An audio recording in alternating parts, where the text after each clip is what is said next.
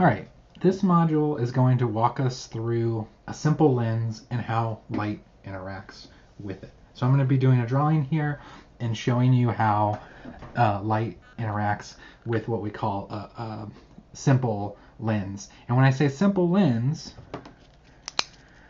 I'm referring to kind of an ideal system, and it's basically very thin. So we don't have to worry about the thickness of the lens itself. So that's important for this.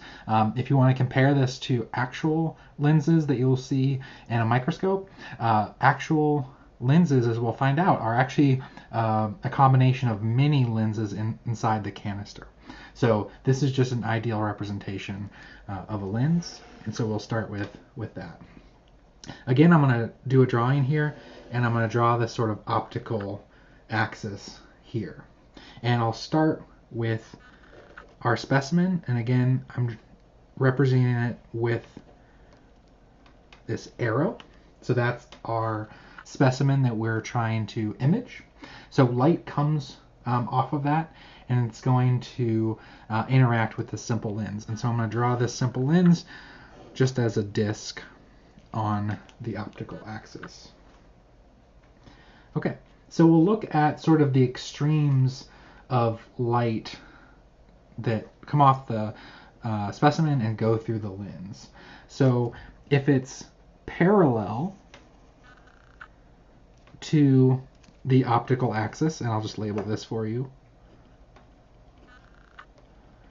So if it's parallel, like we see here, then it's going to converge on the back side of the lens through a specific point here.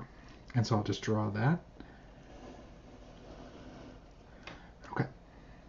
And so I'm going to label this F for now, and you'll see where this is going to come from. All right. The other extreme is if we have light and it travels through a distance that's equal to this F on the other side. So that is roughly equal distance from the lens itself. It's going to travel through that point and go to the lens. And when it reaches that point in the lens, it's now going to basically become parallel here in the back, parallel with the optical axis. So if it goes through F in front of the lens, it becomes parallel to the optical axis after. And if it's parallel to the optical axis in front, it's going to go through this F in the back. All right, so the last part that we want to consider is basically the intermediate. If something goes straight through the middle of that lens. And so if it goes straight through the optical axis through the center of the lens, it will not be deflected at all. And I'm probably drawing this slightly off here, but it basically isn't deflected or converging or diverging at all. It just is unobstructed through the lens in this center point. So this F, just to sort of revisit it, is what we call a focal point. And so this is the front focal point. And then this is behind the lens, so we're going to call this the rear focal point.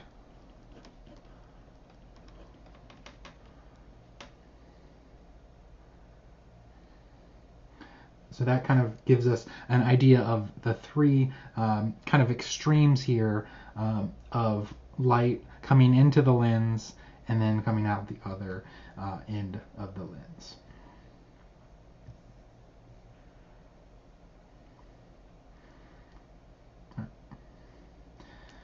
So now I want to sort of see if we can get some information from this diagram using this simple lens. So we're going to call the distance from F to the lens as just a lowercase f. So this is the focal length. All right? And so that would be the same on the back side as well. So this is our specimen or object. And so we're going to call the distance from the lens to the object, we're just going to call it A. You can end up calling it other things, but you might see it in different references, but we're just going to call that A. Where I did a bad drawing here, but these are all converging on a specific point. So let me see if I can just redraw that real quick.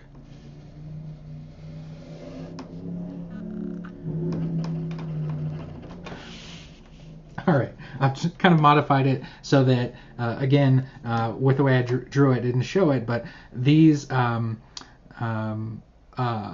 should all basically converge to a specific point down here. So I was a little off in my drawing, so I've just kind of compensated for that.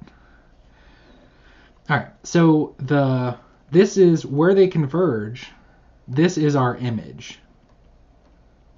And in the last lecture, you saw that the arrow being larger represents that it's magnified. Right? It's larger than this arrow over here, so it is a magnified image. So this is our image. So our distance from the lens to the image is another important quantity, and we call that B. Again, I'm just making up A and B here to represent those lengths. So we have the focal length, which is from the focal point to the lens on either side. We have A, which is the distance from the object to the lens, and B, which is the distance from the lens to the image. And so all of these together give us what's known as the lens equation. So this is kind of the important part that we want to take away.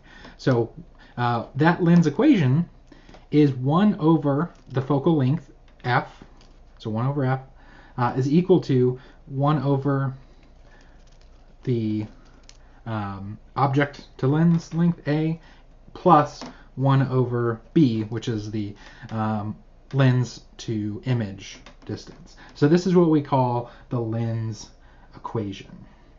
And I can rearrange it such that I solve for B, and so this just kind of puts it in a different form. It's the same exact equation, but I can write it as such.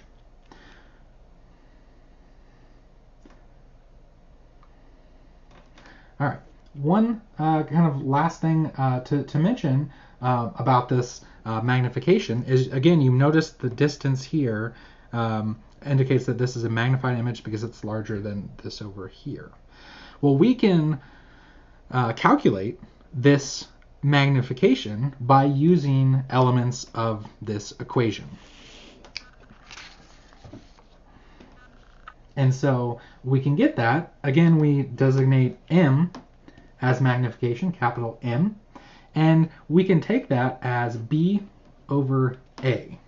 So basically, how far the distance here to the focal point, the image plane, over the distance of the object plane is the magnification. So you can see from this, the further away from the lens it is, relative to the object here, the bigger the magnification is going to be. And we can also relate that to the focal length, as f over a minus f. So again, these are just different ways of writing the same equation. When you look in our course textbook, some of these symbols may be different. So again, keep in mind the way that I am defining it with this sketch up here. So that's just something to keep in mind. But the idea is we can calculate the magnification by knowing the relative distances in our system. And so this is something that you can practically use if you have, if you're using a lens in the lab, if it gives you the focal length and then you know the distance between the specimen and the object, we can calculate the magnification. So that's something that we can do based on information that's typically provided for us for a given lens.